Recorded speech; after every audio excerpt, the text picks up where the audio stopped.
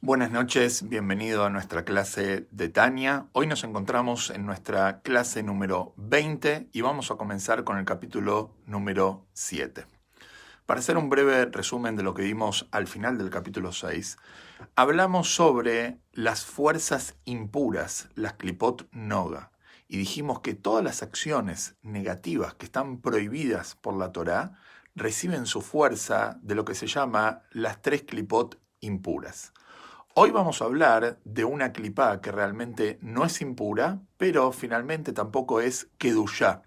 Y lo vamos a llamar clipat noga. Así que vamos a empezar el capítulo 7 desde adentro, pero como siempre antes les voy a compartir para que puedan seguir el Tania desde adentro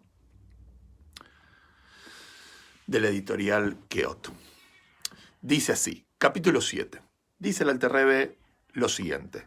Sin embargo, a diferencia de lo que vimos al final del capítulo 6, como dijimos recién, que existen las klipot impuras, existen también lo que se llama la klipat noga, como vimos en la profecía de Yehezkel, donde él ahí habla que él vio un carruaje, una representación de un carruaje que tenía tres fuerzas y también tenía una fuerza alrededor, benógalo, una fuerza alrededor de este carruaje, que eso viene a representar la fuerza de Noga, que hoy vamos a ver que tiene también dentro de ella parte de bien. Entonces dice el Alter Rebbe así, sin embargo, el alma animal vitalizadora en el judío que deriva del lado de la clipá y que se inviste en la sangre del ser humano, como vimos en el capítulo 1, allá en su momento, como se ha indicado anteriormente, como explicamos que el Yehudí tiene dos almas, un alma divina, como dijimos en el capítulo 2, y un alma animal. Entonces, este alma animal, ¿de dónde proviene? No proviene de las klipot totalmente impuras, sino que viene de la klipat noga, pero no nos adelantemos, vamos a ver todas las definiciones, todas las cosas que vienen de la klipat noga. Entonces dice así, como se ha indicado anteriormente, o sea, ese alma y también las almas de los animales también viene de klipat noga, como vamos a ver mucho más adelante, si Dios quiere, en el segundo libro del Tania, el Sharihut Memuná, en nombre del Arizal, que el Arizal Rabbi Tzchak Luria nos dice que no solamente el ser humano tiene alma, sino también el reino animal tiene alma, el reino vegetal y aún el reino mineral tiene alma. No se refiere a un alma humana, obviamente, sino a un alma mineral, como vamos a ver ahí, que son las mismísimas letras que crean a la piedra, al mineral. Pero acá el Alter Rebbe dice así, y las almas de los animales, las bestias, los pájaros y los peces, que son puros, que son kseirim, que son kasher, de acuerdo a la ley de la Torah, y por eso permitidos para el consumo del Yehudi, así como también la existencia, todo eso proviene de klipat noga. ¿Qué más? Así como también la existencia y vitalidad de todo el mundo inanimado, las piedras, por ejemplo, los minerales, las sales, y en el vegetal, que está permitido para su consumo, todo esto se deriva de klipat noga. Como vimos en el final del capítulo 6, que por ejemplo hay vegetales que están prohibidos, la orlá, los frutos de mezclas, las semillas de mezclas que están prohibidas por la Torá, eso viene de Shalosh Klipot Atmeot, de las tres klipot impuras. Sin embargo, los vegetales permitidos, ¿de dónde obtienen su energía? De klipat noga.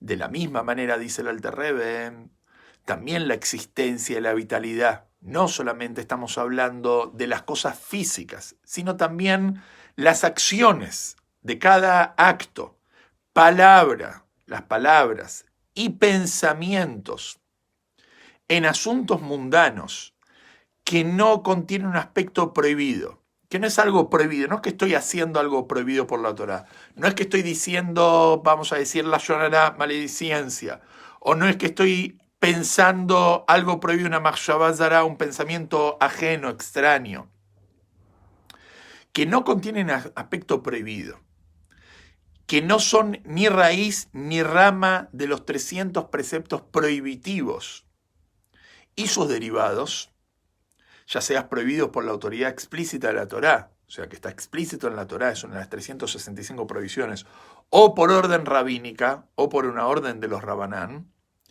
pero que no son ejecutados en aras del cielo, cualquier acción que la persona hace, que no está prohibida, pero no la hizo leshem shamaim, no lo hizo en aras del cielo, vamos a explicar.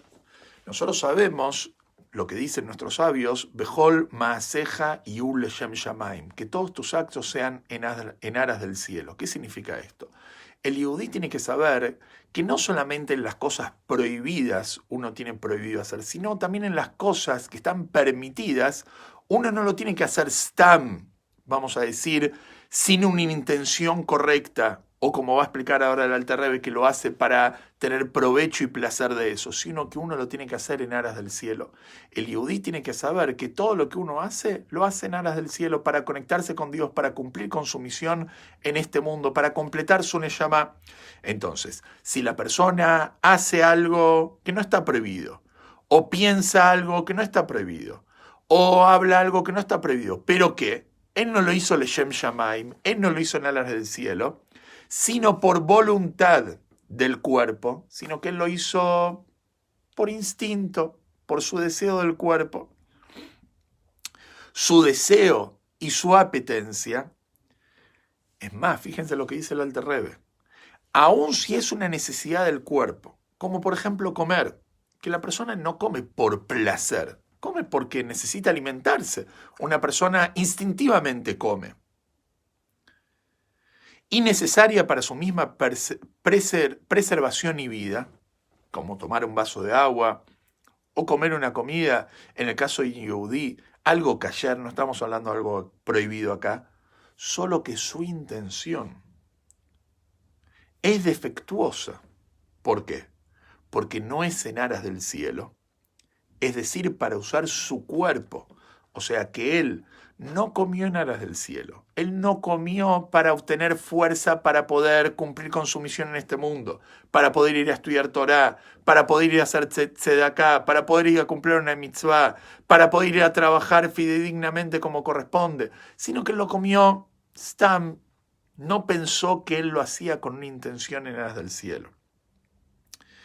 No es en aras del cielo, es decir, para usar su cuerpo como instrumento al servicio a Dios. Todos estos actos, palabras y pensamientos no son mejores que el alma animal vitalizadora misma. Al final de cuentas, estas acciones son también animales. ¿Cuál es la diferencia entre un animal y un ser humano? La diferencia justamente radica en su intención. El animal, cuando come instintivamente. Cuando la persona come, no come instintivamente, come con una intención. La persona come con un objetivo. El que come instintivamente tiene un comportamiento animal. ¿Eso es malo? No es malo, es animal. El ser humano tiene que saber que él tiene que comer con un objetivo. Todas las acciones tienen un objetivo. Y el objetivo por el cual nosotros comemos como Yehudim es justamente para cumplir con nuestra misión en este mundo. Me van a preguntar, pero entonces no puedo tener placer de este mundo. Todo lo que hago en este mundo tiene que ser en aras del cielo, no puedo obtener placer. Bueno, justamente ahora en un ratito vamos a ver en el Tania cómo la persona de alguna forma puede obtener placer de una forma permitida cuando es en aras del cielo. Pero justamente, si nosotros nos vamos a preguntar, ¿dónde estamos nosotros? ¿Dónde la persona está su esencia?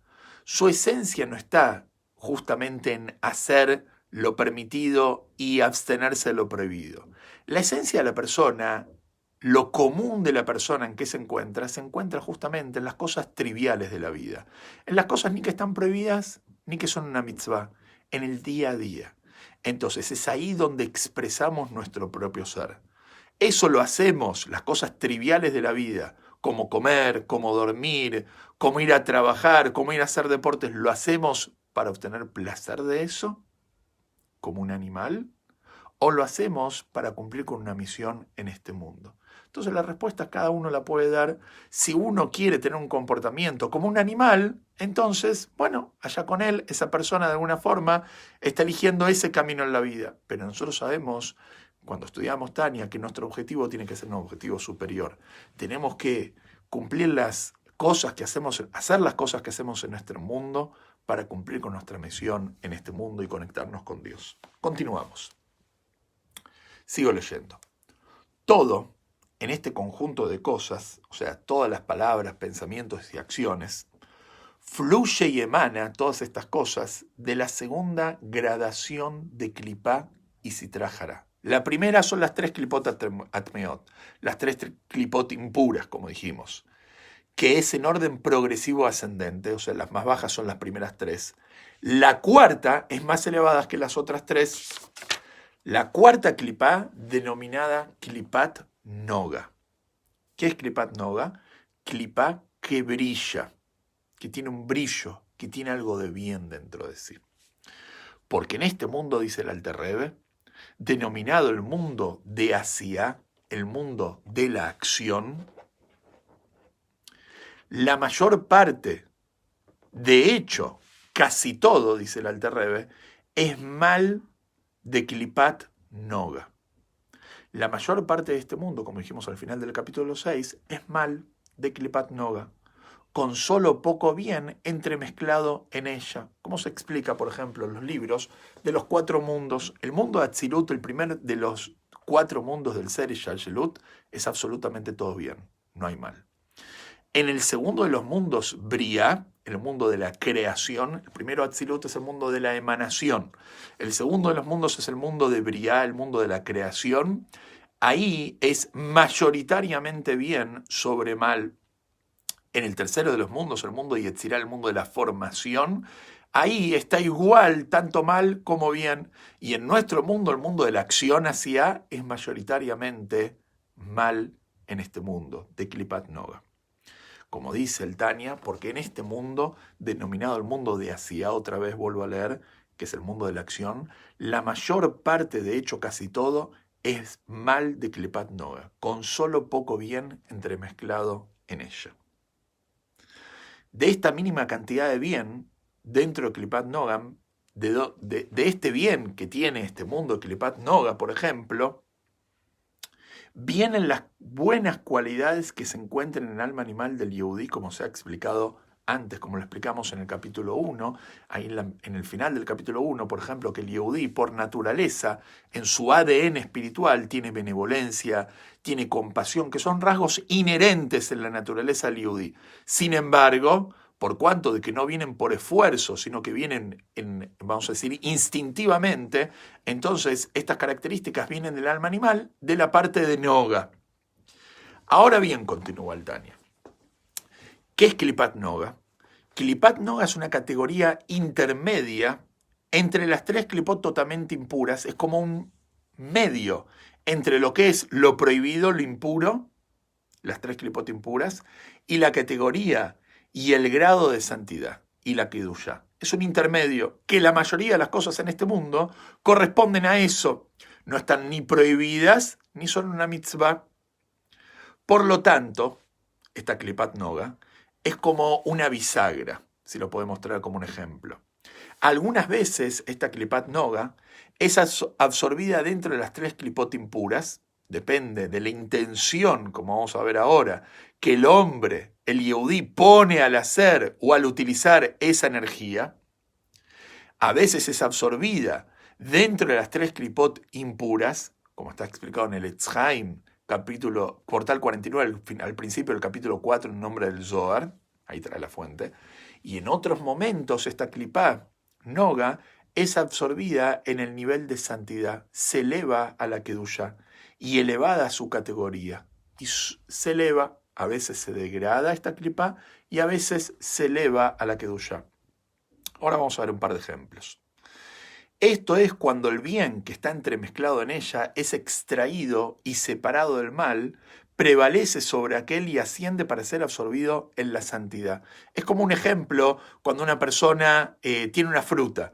Entonces en la fruta está la cáscara y está el fruto. Entonces la persona cuando se queda con la cáscara y el fruto, entonces es como que la degrada, porque de alguna forma no lo puede utilizar para su función, que es consumir el fruto. Sin embargo, cuando sacamos la cáscara y utilizamos el fruto, consumimos el fruto, de alguna forma extraemos lo negativo y utilizamos lo positivo. Y va a traer un ejemplo muy claro. Por ejemplo, Cuenta la Guemará en el Talmud, en el Tratado Talmúdico de Yomá. Dice así: si uno come carne vacuna grasa, el mejor nivel de carne vacuna grasa, y bebe vino aromático, o sea, un muy buen vino, un vino, vamos a decir, de muy buen nivel, y que no solamente es un buen vino, sino que tiene un muy buen aroma, no por el deseo físico, o sea, no es que uno come carne por el deseo físico que hay en la carne, y no es que uno toma vino por el placer que tiene al tomar el vino, sino, ¿con qué objetivo? Que estas cosas, estamos hablando de carne kasher, y estamos hablando de vino kasher, obviamente, pero él no lo consume, porque kasher no es sinónimo de, vamos a decir, de mitzvah, es sinónimo de permitido, pero no de mitzvah. Comer kasher no es una mitzvah, comer kasher es comer algo permitido. Ahora, depende cómo uno lo coma, si uno lo eleva a categoría de kedushá, y puede hacer una mitzvah por intermedio de eso, o uno lo degrada a categoría de klipá. Otra vez, uno come carne del mejor nivel y toma vino del mejor nivel, vino aromático, no por el deseo físico, sino a fin de distender su mente para el servicio a Dios y por su Torah. Como es sabido que cuando una persona come carne de buen nivel y toma vino de buen nivel, eso abre la cabeza para que la persona pueda utilizar su cabeza para entender mejor la Torá. Y trae la prueba, como dijo Raba, el vino y la fragancia hacen que mi mente sea más receptiva. Y la Guemará en Yomá cuenta una historia que Raba se encontró con otro sabio talmúdico que le hizo una pregunta y él no le pudo responder, y al otro día le respondió. Entonces le preguntó, ¿por qué no me pudiste responder? Entonces él le dijo, no te puedo responder porque no había comido carne, no había tomado vino, porque la carne y el vino abrieron mi mente para que pueda entender mejor la Torá. Como se cuenta una historia también con el Rebbe Rashab, el quinto Rebbe de Lubavitch, que él una vez, estando en Alemania, vio una de las residencias de, vamos a decir, de un monarca alemán, de una persona aristocrática alemana. Entonces él quería entrar a ese lugar y de alguna forma pudo convencer al guardia de que lo deje entrar a ese lugar. Cuando entró a ese lugar, que era un lugar impresionante, entonces él se sentó en una silla y había una mesa que tenía un papel, y después él, de mucha concentración, se sentó a escribir un discurso jasídico muy profundo. ¿Por qué? Porque él vio que ese lugar, que era un lugar de tanta amplitud, le iba a abrir su cabeza para poder entender mejor la Torá. Como es sabido, nos cuentan nuestros sabios, que una casa linda, una casa amplia, también abren la cabeza de la persona. No es lo mismo cuando una persona está en un lugar estrecho, en un lugar chico, en un lugar, vamos a decir, reprimido, que la persona no tiene amplitud en ese lugar física, tampoco tiene amplitud mental. Cuando una persona está en un lugar de arjabá, como se dice en hebreo, de amplitud, eso también le trae amplitud mental para ser utilizado en el buen sentido. Entonces, si Hashem a una persona le da la bendición de tener un lugar lindo, un lugar amplio, tiene que saber que esa bendición Hashem se la dio para que justamente lo utilice para buenas cosas, para poder tener su cabeza con amplitud. Y este es el ejemplo que está trayendo acá la Guemará, y el Tania lo cita. Raba tenía esa, vamos a decir, esa bendición de poder consumir carne de buen nivel y tener un buen vino aromático. Hashem le dio esa bendición no para que él lo disfrute, vamos a decir, para decir, voy a tener placer de un pedazo de carne, voy a tener placer de un buen vino. No, él tenía esa bendición de tener la carne y ese buen vino justamente para que su cabeza pueda comprender mejor la Torá. Sin embargo, como vamos a ver en unos instantes, si la persona come carne o toma vino simplemente por el placer que eso le da y no con una intención leshem shamayim, en aras del cielo, entonces él está degradando esa bendición a la clipa. Continúo leyendo lo que dice el Tania. Entonces, la vitalidad de la carne y del vino que se originó en Klipat Noga, porque la carne esta y el vino este no es algo prohibido, porque es kasher, viene de Klipat Noga, es extraída del mal, es sacada del campo del mal y asciende a Dios como un holocausto y sacrificio, como un Korban Hashem, como existía en el Beit HaMikdash, cuando se hacía una ofrenda a un animal kasher, entonces este animal ascendía al cielo por medio de la ofrenda, o sea, se elevaba. Lo mismo cuando una persona hoy en día come una comida kasher, si él la come en aras del cielo, eleva esa comida a un nivel superior. Después vamos a ver qué pasa cuando la persona come una comida que no es kasher. Análogamente, en relación con la palabra, otro ejemplo muy lindo. Cuando un maestro o un orador empieza una conferencia o empieza una clase, un maestro, normalmente hay dos formas de empezar: ir directamente al grano, al concepto a enseñar, o de alguna forma distender la mente de los alumnos. Un buen orador, cuando empieza una charla, normalmente él cuenta un chiste. Obviamente un chiste permitido, un chiste, vamos a decir, que no contiene nada negativo. ¿Con qué objetivo él cuenta ese chiste? No para que la gente se ría. O sea, él no es acá un stand-upista que viene a contar chistes. No, él es un maestro. Y el maestro está acá para transmitir información y para formar a sus alumnos, para educar a sus alumnos. ¿Con qué objetivo él cuenta el chiste? Él cuenta el chiste para que los alumnos se puedan distender, puedan sentirse cómodos y abiertos a poder entender el concepto de enseñar. No es lo mismo cuando una persona llega a un lugar y se para frente a un orador, entonces de alguna forma uno se siente como, bueno, ¿cómo será esta persona? Y de alguna forma uno se siente como un poco con miedo. No es lo mismo cuando el orador cuenta un chiste, entonces hay una cercanía. Una vez escuché un ejemplo de una conferencia donde habían diferentes oradores en educación que le enseñaban a maestros lo que es el oficio, el arte de la enseñanza. Y uno de estos oradores, cuando empezó su charla, empezó todo nervioso. Y empezó, bueno, saquen una hoja, pónganse a escribir, bueno, pero podemos hacer una pregunta. No, acá nadie va a hacer ninguna pregunta, acá nadie puede preguntar. Y era como muy, muy estricto. Entonces los maestros, estamos hablando gente en el campo de la educación que sabía obviamente muchísimo, le llamó mucho la atención que este conferencista empiece así tan nervioso y de alguna forma tan estricto. Entonces como que estaban muy, no sabían lo que hacer, si levantarse, irse, esta persona, ¿qué nos viene a enseñar a nosotros? Y a los 5 minutos, este orador les dice a los maestros, bueno, ¿cómo se sienten? Le dijeron, no, la verdad nos sentimos muy mal de cómo usted empezó la charla y cómo nos está tratando. Bueno, así se sienten los chicos cuando un maestro llega nervioso a su clase y empieza directamente con el contenido sin dar lugar a preguntas. Cuando un maestro empieza, lo primero que tiene que hacer es darle ese espacio de distensión y seguridad y cercanía a los alumnos para que de alguna forma los alumnos puedan abrir su mente y comprender.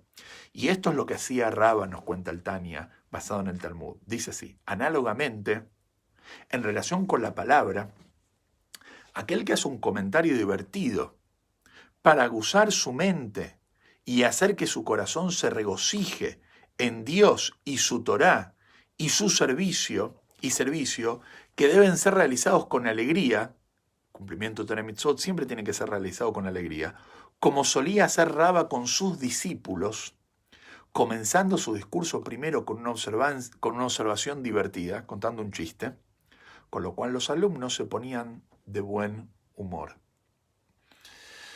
Ahora vamos a ver la otra cara de la moneda. Acá estamos hablando de cómo logramos elevar la Klipat Noga al campo de la Kedushá, al campo de la santidad. Vamos a ver lo contrario.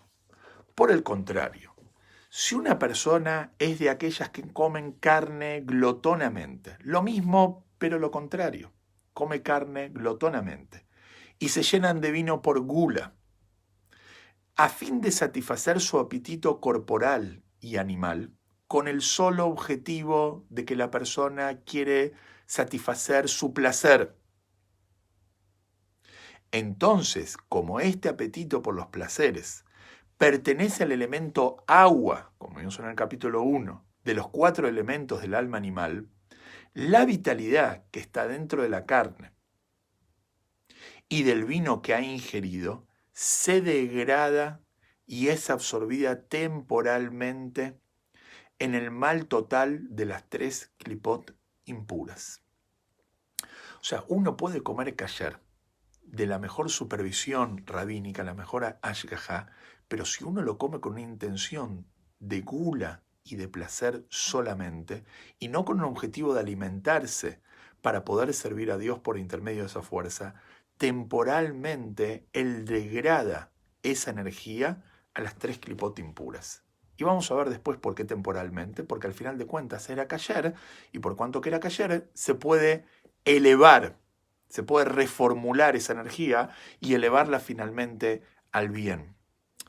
Como se cuenta una historia con respecto al Baal Shem Tov, de que una vez él estaba sentado en una seudá con sus talmidim, con sus alumnos, y en la mesa de Shabbat había un hasid que estaba vestido con todo el atuendo hasídico, con el saco largo y con el sombrero de piel, el shtreimel, y él antes de comer, cada bocado, antes de consumirlo, él decía, Lichbot Shabbos Kodesh, Lichbot Shabbat Kodesh, que esto lo como en honor al Shabbat. Pero él realmente estaba comiendo por gula. Entonces el Baal Shem Tov le pidió a sus alumnos que cada uno se agarre de la mano de su compañero y a su vez cada uno terminó agarrando al Baal Shem Tov y todos vieron una visión impresionante. Vieron que había un toro vestido con ropas de Shabbat, con saco largo y con shtreimel, que estaba diciendo Lichbot Shabbos Kodesh, que estaba diciendo en honor al Shabbat santo. ¿Por qué?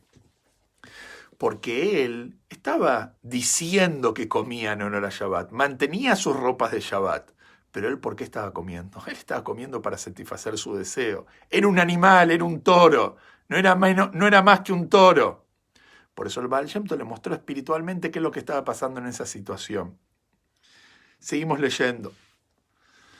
Su cuerpo, el del glotón, en ese momento que él está comiendo por su placer, se convierte en una vestimenta y un vehículo, como un vehículo que está totalmente anulado a quien lo conduce, para estas clipot temporalmente, hasta que la persona se arrepienta y retorne al servicio de Dios y a su Torah, hasta que la persona finalmente pueda hacer teshuvá de eso que comió en forma de gula, en forma de placer, y de esa forma lo pueda elevar, como vamos a ver si Dios quiere en la próxima clase.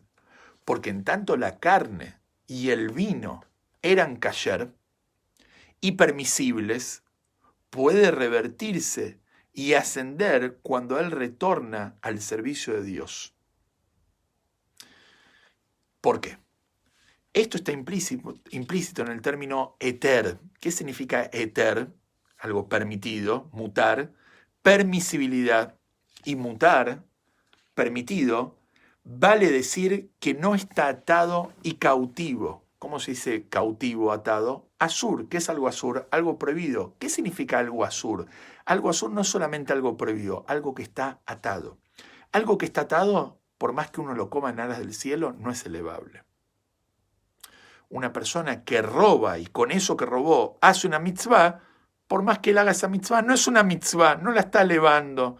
No se puede elevar algo prohibido, sin embargo, algo permitido, que temporalmente uno lo utilizó en algo negativo, como gula, pero finalmente lo terminó utilizando para algo positivo, su intención cambió, hizo teshuvá, finalmente lo puede elevar. Sigo leyendo. Y cautivo a Asur por el poder de las fuerzas extrañas, impidiéndole que regrese y ascienda a Dios. Sin embargo, aun cuando esta energía regresa a Dios, aun cuando una persona hace teshuvá, por eso que comió por gula, por cuanto que eso que él comió se transformó en sangre, pasó a ser parte de su cuerpo, queda en el cuerpo, aun cuando logra elevar esa energía a la kedushá, igualmente queda en el cuerpo un resabio de mal. Queda en el cuerpo una marca, es como una persona que escribe sobre una hoja y borra. Borró, no se ve, pero queda la línea, queda la marca. ¿Qué es lo que pasa? Y por este motivo el cuerpo debe pasar por el purgatorio de la tumba, que está explicado en los libros, que es de alguna forma una capará, lo que es el purgatorio de la tumba, para limpiar todas esas acciones que uno lo hizo por placer, aunque uno se arrepintió en vida, pero quedó la marca. Como les será explicado, más adelante lo vamos a ver en el próximo capítulo. Y concluyo. Así también, otro ejemplo, con respecto a la vitalidad de las gotas de semen emitidas del cuerpo con avidez animal en una relación permitida entre un hombre y una mujer casados en un estado de pureza. Pero él, ¿por qué de alguna forma tuvo esa relación? No tuvo esa relación por mitzvah, él tuvo esa relación por el placer como un animal, porque aquel que no se ha comportado con santidad durante la intimidad, con su mujer, con su pareja, durante su estado de pureza. Entonces es como una persona que comió algo permitido, pero no comió Leshem Shamaim, lo hizo por el placer. Lo mismo en una relación entre un hombre y una mujer, permitida en un estado de pureza, pero no se hizo por la mitzvah. Como sabemos que la relación entre una mujer es una mitzvah, traer hijos o para traer amor y unión, sino que él lo hizo simplemente por el placer. Eso es un placer animal, pero por cuanto que era permitido, entonces temporalmente él rebajó esa energía a las clipot impuras. Circunstancialmente, cuando él logra hacer teshuvá de eso, puede elevarlo finalmente otra vez a la kedusha. Así que concluimos con nuestra clase hoy. Si Dios quiere, continuamos la semana que viene. Que tengamos una excelente semana. Shavua Tov.